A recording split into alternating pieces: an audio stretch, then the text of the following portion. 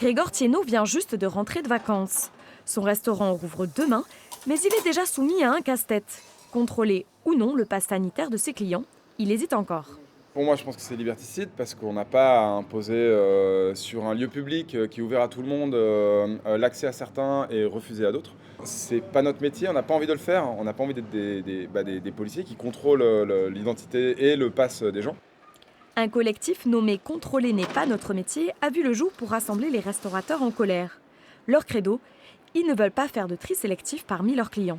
Ça crée une exclusion de toute une frange de la population. Pour les gens que l'on côtoie dans le bar, c'est des choses essentielles. Sinon, c'est des gens qui se replient sur eux-mêmes. Et on a bien vu lors du premier confinement ou des ondes de confinement ce que ça peut créer en termes de dégâts psychologiques. Imposer un pass sanitaire veut aussi dire mettre en place une logistique particulière.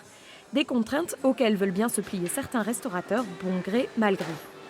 C'est quand même beaucoup de contraintes.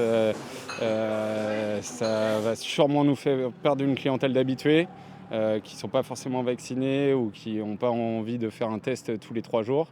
Mais après, pour rester ouvert, je pense que c'est la meilleure solution. Une mise en demeure, puis une fermeture administrative, puis une amende allant jusqu'à 9 000 € et 1 an d'emprisonnement. Pour ce patron du restaurant L'Uni à Nantes, les risques sont trop importants. Aucun doute, il appliquera strictement la règle.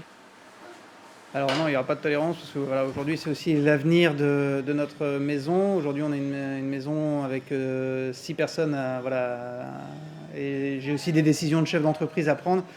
Et voilà, après il faut continuer à avancer, il faut qu'on puisse réussir à sortir, il ne faut surtout pas qu'on aille dans une période où on referme encore cet hiver. Les restaurateurs ne sont pas les seuls à s'exposer à une sanction. Ils vont devoir faire œuvre de pédagogie car leurs clients sans passe sanitaire risquent une amende de 135 €.